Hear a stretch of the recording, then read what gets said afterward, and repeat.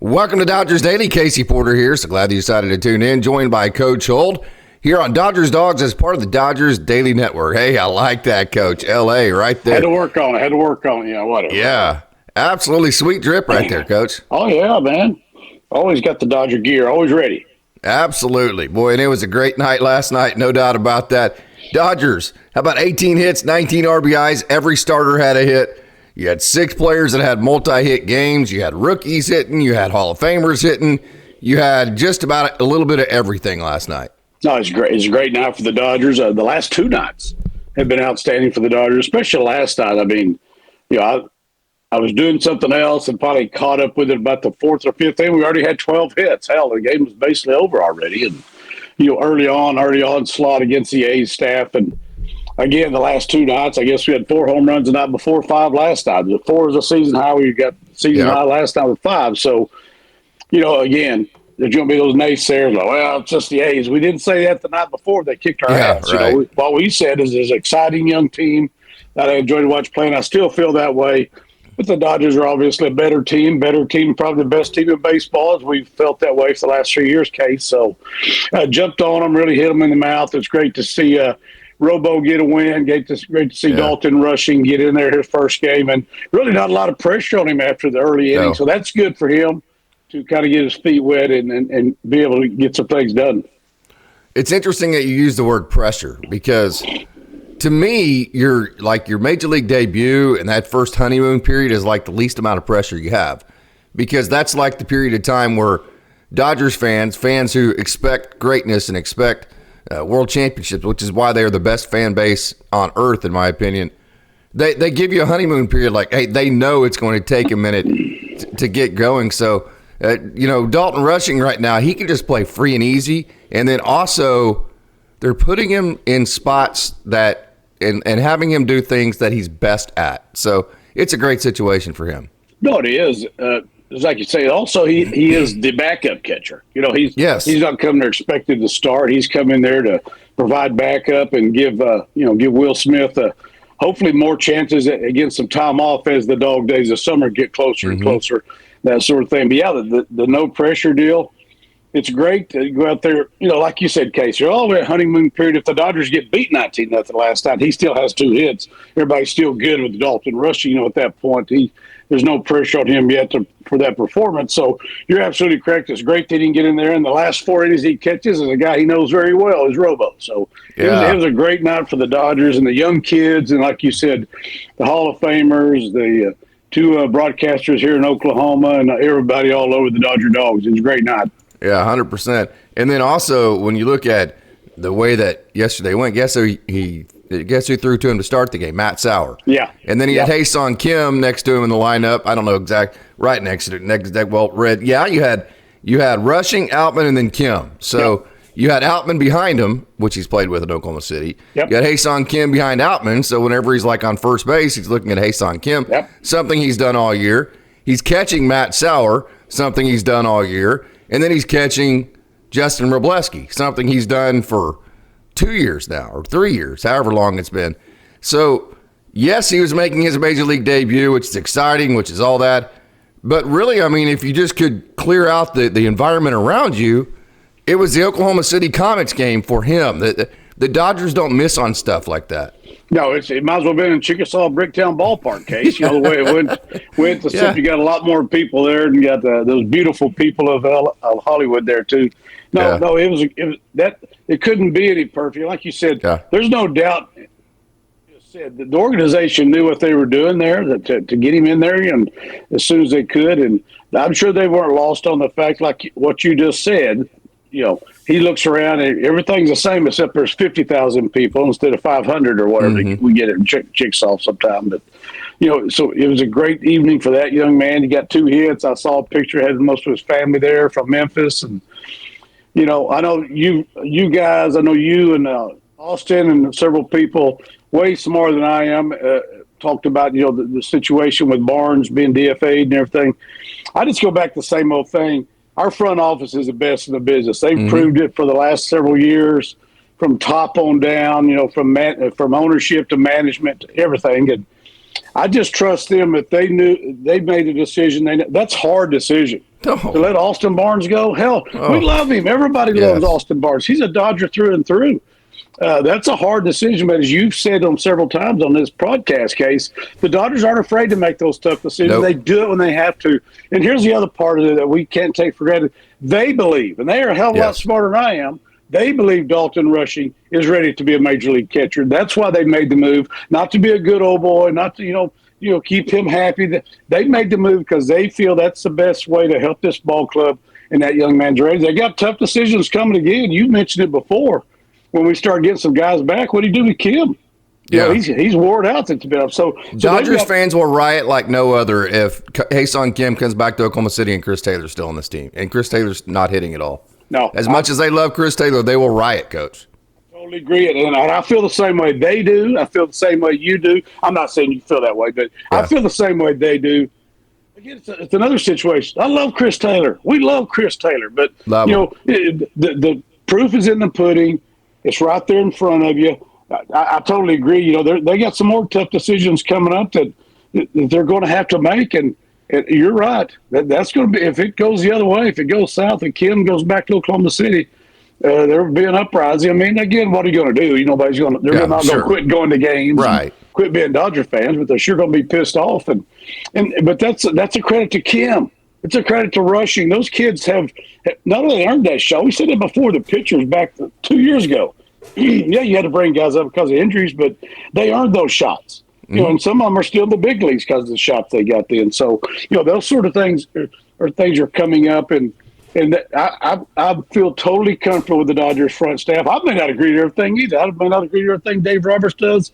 That's the nature of baseball. That doesn't mean I think he's not one of the best managers in baseball or the best manager in baseball. That just means, hell yeah, I'm a fan. I'm going to get pissed off sometimes, But I get over it real damn quick. 19-2 seems to make the old coach feel pretty good, Yeah. It makes your bullpen feel a lot better, too, especially in a period of time where you need that. So, kind of to my point, Hyun Soo Kim, 3 for 3. He's .429. He is an absolutely elite defender. Elite defender. Not good, elite. There is no case to make at the moment that Chris Taylor is a better player for this team at this moment if it comes down to those two. Now, having said that, there's still some runway left. Yep. Hyun Soo Kim could rip off a 1 for 25 or whatever, which I don't think he will at the speed. Right. And then he could come back to earth. He's not a .429 hitter or whatever. He's not going to stay that way. It's baseball. So it could come back to earth and make it a lot more of a gray area. But I think if it happened today, there would be no argument for Taylor over Kim. Well, you get the sample size, as you mentioned, Case. The sample size is going to keep growing. The more Kim plays, the more, like you said, he's not going to hit .420. There's no Ted Williams around.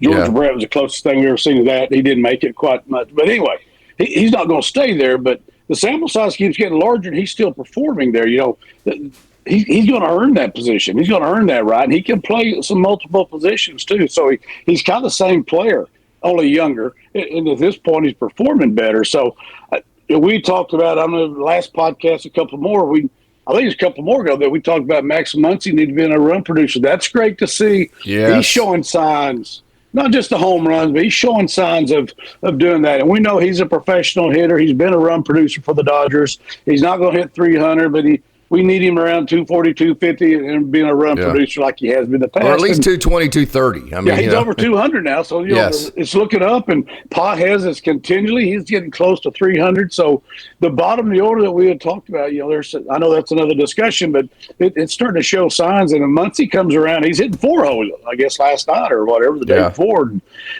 he comes on, and we know what we're getting out of the big three up there. So, things are looking better. You hate all the injuries we've had on the staff. I saw a deal yesterday. I was going to print it off the list of all the Dodger pitchers that are on the injured list. But, we talked about it before the season started, Case. Everybody plans on that. And if we went, like you said, I don't follow any other team, but we know the Braves lost their whole staff last year like the Dodgers did the year before. It's an epidemic in baseball. Again, we could have 42 podcasts over the you get into the analytics and all these statistics on the Tommy John surgeries and arm injuries in baseball, but that's not my place, and I'm not smart enough to do it. That'd be you and Austin. We've talked about the bottom of the order so many times. How about last night? 7 for 11, and they scored 10 runs. So you're Shohei Ohtani, you're the greatest player of, I'll say it, our generation. That's my opinion. You can disagree if you Gotcha. like, but the greatest player of our generation. And you're watching Dalton Rushing running around the bases, going first to third, and you're like, that dude can move, man. I didn't realize he could run like that. Well, yeah, he's a great athlete, man. He's a middle linebacker. He's a good athlete. You're watching Hyun Kim do what he does, running around the bases. James Outman got a couple of hits last night. That was good to see. Yes. But you're seeing, so let me kind of give you an anecdote to this. Every year you get in the dog days of summer, and then they have the draft. And the Dodgers draft a whole crop of guys out of high school. They drop, especially out of college. So at least a handful of these college draftees, they go straight to Rancho because you don't have the rookie ball anymore. You just have the complex league. Well, whenever these 5 or 6, Dalton Rushing did it in 2022, when these handful or so, maybe sometimes 6 or 7 college kids go to Rancho, that Rancho team gets a breath of fresh air. Even the guys who are there, it takes a situation to where you're in the dog days of summer and it's just kind of one day after the other. All of a sudden, you got this injection of youth and excitement and fun, and now everybody's playing better. So whenever you inject guys like Dalton Rushing and Hyun Kim, it's like you're shooting it in the veins of the team. You're shooting excitement and fun into guys like Shohei Ohtani. There's no doubt about it. And those big league guys, they obviously trust the Dodgers front office and ownership, and because they've earned that right too. You know, they've earned that right. So the players on staff, the players already there, the veteran guys who've been through the wars, they trust them too, and they know that's the best way it's going to be. And you always look for something in baseball. It's a game played by daily. It's a daily game. It's a daily work. And if you can get 2 young kids rolling in there, those fresh-faced kids, we want to call them, and come in there, and they got their Dodger uniform on for the first time in Dodger Stadium, and then they start performing, you're like, yeah, this kid belongs here, and he's going to help us. Let's go. Yeah. So, you have all these injuries you mentioned to your pitching staff. So how do you overcome that? How about with the offense? Try this on for size. The Dodgers scored in the first 4 innings. They scored 15 runs in the first 4 innings. At that point, if you remember, they hung the 5 spot in their last at bat the night before. They scored in 6 out of the 8 innings, and so they had scored 20 runs in their last 5 at bats. 20 runs in their last 5 at bats. So you take a guy like Matt Sauer, who's asked to be kind of that spot starter 4-inning guy, and you do that, and you give him that lead. And really, it's as a pitching coach, your comment to him is the only way anybody here is going to get frustrated with you is if you don't put the ball in the strike zone. That's literally the only thing you have to do. And how relaxing is that for a guy like Matt Sauer? No kidding you. I mean, he's been there. He has been there just a little bit and got some opportunities. But yes, that's great for the pitching staff, and that's relaxing. You go out there, the Dodgers are cranking. You're over there in the dugout. Talking to the pitching coach, having something to drink, cooling off a little bit, and you look up and Dodgers are rolling everywhere and scoring runs. And yeah, baseball guys would love stuff like that. And and then you get a breath of fresh air on those days. Yeah. And Matt Sauer walked the first 2 hitters of the game, did not walk another hitter for the entire rest of the night. And then also Justin Robleski, the 4 innings scoreless, had a chance to catch up with Robo last Friday. What a competitive, awesome. I mean, I love Robo. I just love his mentality. He's in it to kick somebody's ass the whole time he's out there.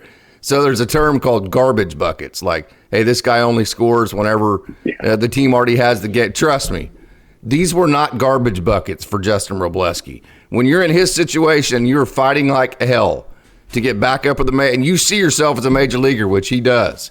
Those 4 innings he threw last night were anything but garbage buckets for him.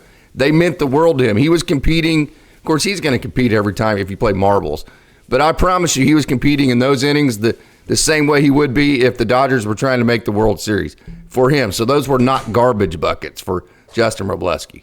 But same way with Sauer.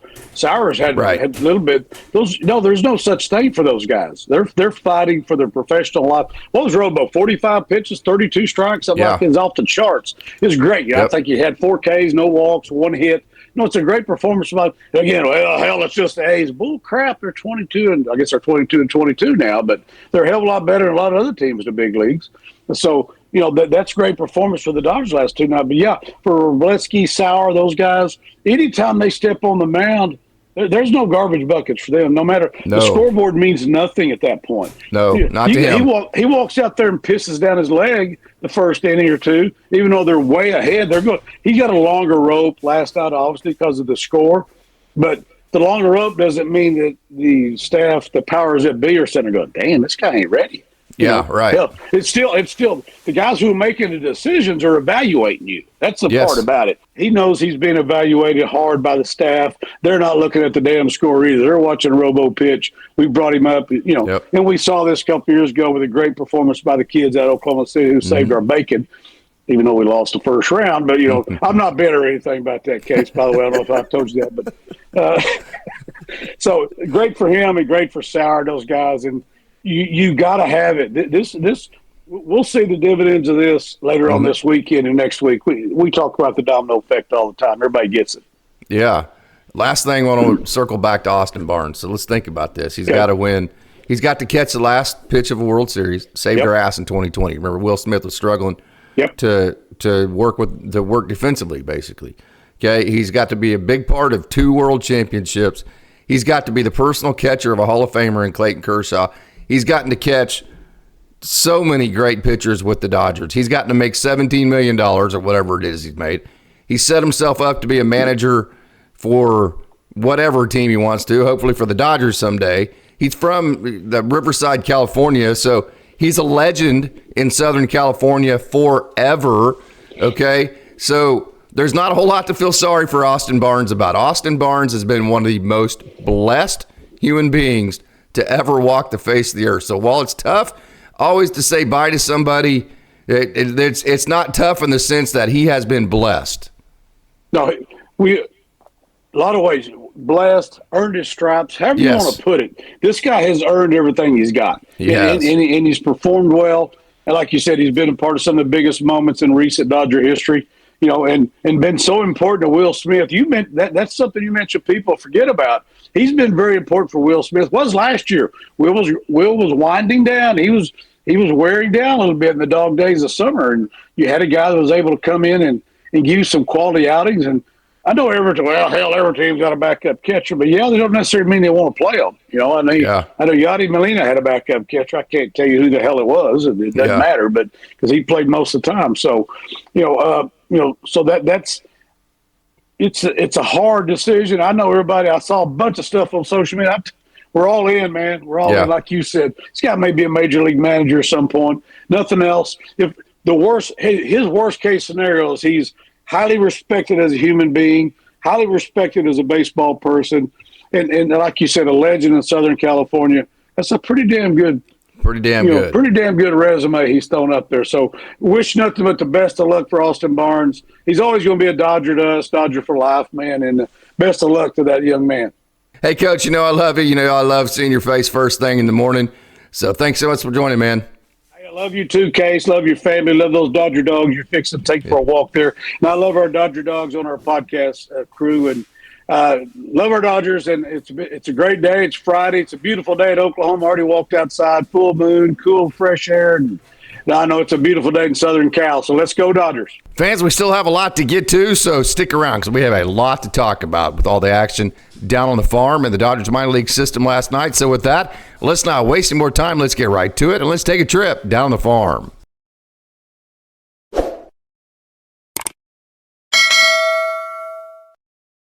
Welcome to Dodgers Daily Down on the Farm. So glad you decided to stick around to watch all the prospect action that happened in the system last night. Who you're seeing right here for Rancho Cucamonga, single A, where we always start, is Miles Caba. Caba is a lefty out of the University of Miami, who, Caba had a really rough outing, like his first time out, but has gone scoreless in all of his other outings. As a matter of fact, he's gone scoreless. He's had 10 outings, gone scoreless in 9 of them, and has not allowed an earned run in his last 7. So he had a good outing, and then I think he gave up a 5 spot in his second outing ever, and has gone scoreless ever since then. He got the win last night to go to 2-0. What you're seeing is about a 93, 94 mile-an-hour fastball there, and then also what he calls a cutter. That's a good high rider. And as we know, you can never have too many lefties. Look at that nice little cutter on the outer half. So you saw the high riding fastball. You've seen the cutter to the glove side. And so really good mix, really good. There's a good change up there from Miles Caba. A really good start to this season for him. So I wanted to point him out, a lefty out of the University of Miami. And moving to the offensive side for Rancho Cucamonga, this is Roger Lasso, who does a great job using the middle of the field. Just got to Rancho this month. This is his first month in affiliated baseball. Had 3 hits last night. He walked once. He had an RBI. He scored 3 times, and he has a 300 batting average. Like I said, in his first year or first month of affiliated baseball with the Rancho Cucamonga Quakes, and his OPS is 890. You can see what I really like about him. He uses the middle of the field. He has a pretty flat runway to the ball, but then to the pull side, he has a lot of impact on the baseball. So right there, see, I think he's going to be able to hit the ball up the middle to gather hits, but then also I think he's going to be able to pull the ball for some power if he can get in the air, because he really impacts the ball to the pull side. So he is 7 for his last 10, so he's definitely been on a heater. And in that 7 for 10 stretch, he has 3 doubles, 3 RBIs, 7 runs scored. So Roger Lasso, again, that's who you're looking at here. Young man who is just getting his affiliated career started and doing a great job for Rancho Cucamonga. Very hot, 7 for his last 10. And then one of the top prospects who was on the IL for a week or so and then played another week or so in the complex, that is Yoendry Vargas. If you remember, not last night, but the night before would be Wednesday night, it was his first game back, and he hit a home run in his first game back. Well, how about last night? In his second game back, he had 2 hits for Rancho Cucamonga, and he's hitting now 300 OPS of 819. Coach Barakoff's one of his favorite players in the entire system. He loves his size and just kind of his swag and style. 2 home runs for the very talented and very touted shortstop prospect in the Dodgers system, 10 RBIs, and he scored 10 runs. So a super, super talented young man in the Dodgers system, and another guy that is super talented, especially on the offensive side of the ball, is a sweet swinging left-hander, Samuel Munoz. Hey, we've talked about Sammy Munoz. I love that sweet swing. That is just a sweet left-handed stroke. Another great night for him. He went 2 for 4 with a home run. 290 on the year for Munoz. He has an OPS of 810, and he has 6 hits in his last 13 at-bats. In those 13 at-bats, 2 doubles, a home run, and 5 RBIs. So Samuel Munoz, I love that left-handed swing. Left-handers make things look way too easy as far as whenever they swing the bat and hit the ball. So Samuel Munoz in that category. So moving up to Great Lakes, if you remember, they had their game on Wednesday postponed. They played 2 7-inning games yesterday, and to be quite honest with you, the offense just did not show up for the Loons. So we're going to talk about their pitching. And hey, this is La Labronita Robinson Ortiz, who has that big sweeping slider to the back foot of righties. That's very effective. And that pitch right there, that's about a 93, 94. He can sneak that fastball in. So the front to back for him, the front is his slider, and the back, to get back to it, he used this fastball to get back to that devastating slider that is equally as effective to righties to the back foot, and to lefties, that ball absolutely starts out behind them, both with his fastball and his slider. So to lefties, he ought to really dominate lefties, because it's just like I said, I mean, it's coming out of nowhere to them. It looks like the ball is starting from behind them, and that is very uncomfortable, very difficult to not want to pull off of that ball in terms of whenever you see it come out of his hands. So that is Labronita Robinson Ortiz, who has been a big prospect in the system in the past, worked through injuries, and this is Yoel Ibarra. A second game of their doubleheader last night. Ibarra threw an inning and a third. He gave up 1 hit, no runs, 3 strikeouts, and did not have a walk. That's a key to him, because he has loud stuff. You saw that slider there. That slide piece is dirty. I liked how John Vicari was describing that last night. If you have not, that slide piece there is dirty too. John Vicari was talking about his slide piece to you. Slide piece of Ibarra last night. Vicari and Brad Tunney both do a great job. And the fastball you're seeing from Ibarra, that's 97 miles an hour. He has a starter's mix, fastball, cutter, slider, change. So that's a lot to get to in 1 inning, but really what you kind of see him go to is that fastball slider, especially whenever you have as much success and you're throwing at 97 and the other team is showing no ability to catch up with it or hit it. So that is Yoel Ibarra, who had a really nice outing last night for high A Great Lakes. And as we move now up to the AA level, let me get my video up on Levon Renoso. Levon Renoso just got moved up to AA Tulsa. I always get Renoso and Ibarra mixed up. They look alike. They kind of have similar deliveries and very similar type pitching styles. But this is Renoso, who just got moved up to AA Tulsa through a 1 2/3 scoreless innings last night. Stabilized the game. Tulsa, you can see it's 11-8. I mean, there's a lot of scoring going on. We're going to talk about all the big offense from Damon Keith, T.Y. Taylor Young, Cole Meyers, who just got brought up, had a big game last night.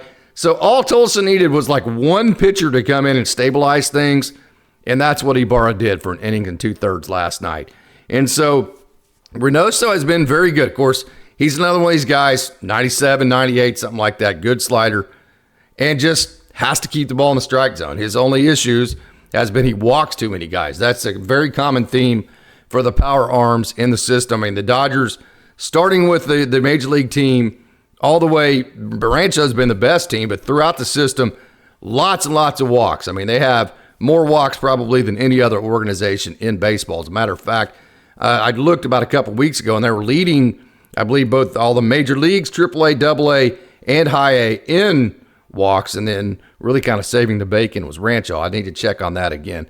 But Renoso, again, has gone scoreless in both of his outings. This is his second outing last night. It was for him in Tulsa, and his ERA is down to 2.65. So good job, Yoel Ibarra, just kind of stabilizing last night's game and allowing Tulsa's offense to finally take control of the game for the final time, which was all they needed. So on the offensive side, it was a huge game last night. Tulsa just had one hit after the other. Jainer Fernandez, man, this guy is a ball player. Hey, is he a catcher? Well, is he a second baseman? Well, actually what he is, just give me a glove, tell me to go out there, or a mitt, whatever it is, just let me play baseball, because that's what Jainer Fernandez is. Widely known as the toughest player in the system, or one of the toughest players in the system, has his average up to 279, and he had his second consecutive two-hit game last night. So Jainer Fernandez had a really, really nice night last night in a really, really big game for the Tulsa Drillers in terms of offensively. And then John Rhodes, who we've been talking about quite a bit. Hey, the Dodgers picked up this young man from Baltimore out of the minor league phase of the Rule 5. So the way the Rule 5 works, if you're a college guy, after your fourth year, if you're not put on the 40-man, you're eligible for the Rule 5. Then if you don't get taken in the major league phase of the Rule 5, if your organization doesn't put you on the AAA roster, then you're eligible for the minor league phase of the Rule 5. The Dodgers lost Carson Taylor to that a couple of years ago, and that's how they picked up John Rhodes this last offseason in the minor league version of the Rule 5, and he started with the AA Tulsa Drillers, and he's done a really, really good job. He's been hot.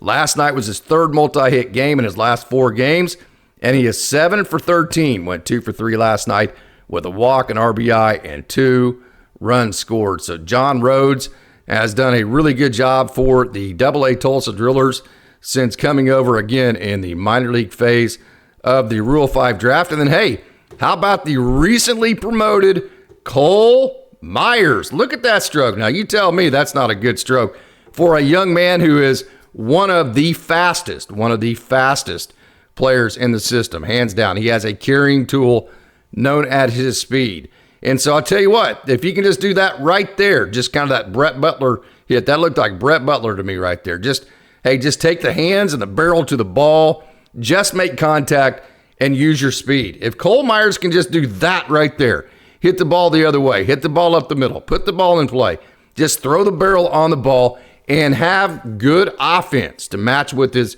excellent defense, because he's super, super fast. And then his tremendous speed on the bases. The Dodgers have something here. Again, it's going to come down to whether he can gather enough hits for it to be like that. But he had 3 hits last night. He's 4 for 8 with Tulsa, and he's 6 for his last 11. So super excited to see Cole Meyers get off to a good start with AA Tulsa, something he definitely has done. And you talk about a night to remember, no doubt about that. That was Damon Keith. I talk about Damon all the time. He has a lot of lift in his swing, so that lift a lot of times leads to a lot of swing and miss. But whenever his timing is good, he goes on big-time heaters. Well, how about last night? 3 for 5, 2 home runs, 7 RBIs for Damon Keith last night. Super strong, one of the strongest young men in the system, one of the fastest young men in the system. Good arm, and he hits the ball as hard as anybody. Hey, one of the things I know that Dodgers fans were very impressed with by Dalton Rushing was the 110-mile-an-hour single that he had last night. The impact that Dalton Rushing has on the ball, that is Damon Keith. Damon Keith, it really hits the ball just about as hard as anybody in the game. Back-to-back multi-hit games for the talented young man out of Cal Baptist. He's 5 for his last 9 with 2 home runs, a triple, and 8 RBIs. And so Damon Keith had an absolutely huge night last night. He has been very hot as of late. And so has my man from the all-time hits leader of Louisiana Tech, T.Y. Taylor Young. He is Folgers in your cup because he leads the game off. You see here, he's leading this game off. And it's like he is the wake-up call for his team. And he's doing the chicken dance. See, the Tulsa is wearing their promotional uniforms last night. They're the chicken dancers. And then how about this? His second at bat, the ball hits the second base bag, and because he hustles and because he's fast, he legs that into a double and then does the chicken dance to get his team started. So he is Folgers in your cup. When this dude is gathering base hits and he brings the attitude, and his attitude becomes the attitude of his team, and that's when you see Tulsa play the way that they have been playing as of late. So, boy, that double was very impressive. The hit, the first bat was very impressive, and he is absolutely on a heater. How about this for T.Y.? He has reached safely in 17 games in a row. He has a 6-game hit streak, and he has 3 multi-hit games in his last 4, and he has 9 for his last 17. So, T.Y., keep it up. Hey, I know there's baseball gods, and I know his mom is like, hey, don't jinx him, that kind of thing. So I'm going to go ahead and say that I'm going to try to make it as good as I can with the baseball gods to make sure that doesn't happen for T.Y., my man, Taylor Young. And moving up to the AAA level, this is Logan Boyer. I love Logan Boyer. I had a chance to talk to him for about 5 minutes the other day. How about that little cutter slide piece right there? That is a really nice pitch to match with a 97-mile-an-hour fastball, and the cutter was over 90. So that cutter you saw, that first pitch, that is it. That one right there, too. That is over, that cutter right there. That is over 90 miles an hour. His fastball is 96, 90. That is over 90 right there. 96, 97 on the fastball. And so that little 2-pitch mix, he can also make it a little bit bigger to make it a slider. Has been very, very, very good. And that's why Logan Boyer, throughout his career, after the Dodgers drafted him out of San Diego State, when he's been healthy, he has been dominant, not good, dominant. So he went 1 1/3 innings last night, scoreless.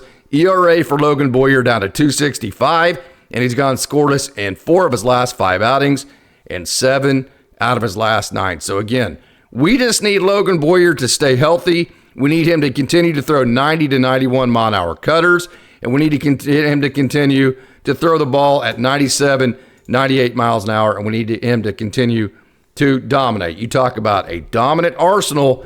That is Jose Rodriguez, a young man who had the highest swinging strike percentage in all of the system last year for the Dodgers. Good outing last night. Hey, the first couple outings, look at that changeup. That changeup is big time. That is if position players have a carrying tool, that changeup there you've seen a couple times is a carrying pitch, big time pitch.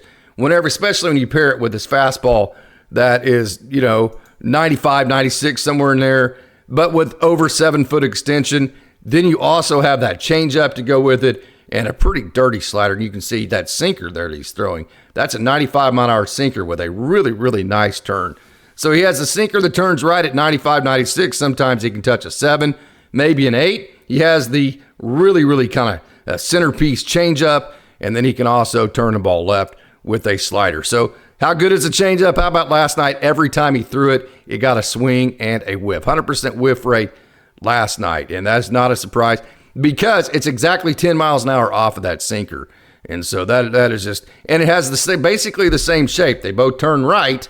Boy, look at that little pitch there. They both turn right, and they have pretty much the same profile. It's just one is 10 miles an hour off of the other, which is what makes that pitch so good. So got to stay healthy for Jose Rodriguez. But if he does stay healthy, I promise you, just mark it down. Jose Rodriguez will pitch in the major leagues, and he will pitch in the major leagues for a long time. I'm telling you, he was that good.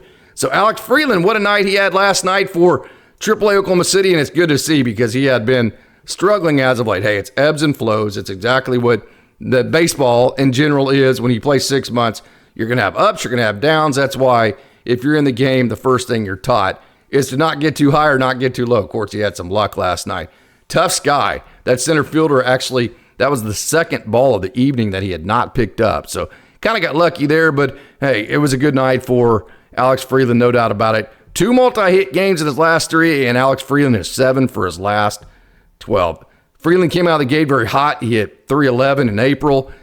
Like I said, he slowed down early May. Now he's heating back up. So he is on the high side of the ebbs and flows right now. So, hey, that's going to do it for Dodgers Daily Down on the Farm. So glad you decided to tune in. Again, my name is Casey Porter. I want to thank you so much. You Dodgers dogs are the absolute best. And as always, it's a great day to be a Dodger.